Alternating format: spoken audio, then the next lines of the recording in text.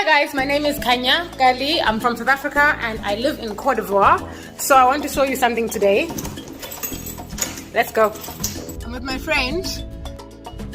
We're starting a series where we are going around tasting street food in Abidjan, Côte d'Ivoire. And today we are in Alocodro, the Cocody, Riviera 2. And we're going to be tasting Choukouya. That's what we're going to be tasting. So come along and let's see how it goes.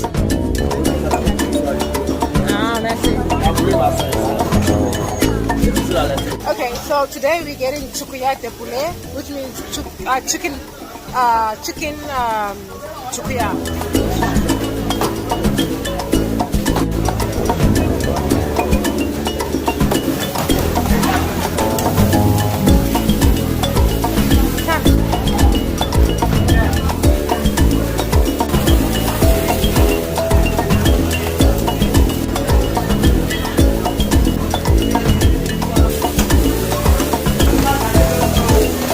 Guys, we are done with buying the food. Now we're going to be tasting the food and let you know how it tastes.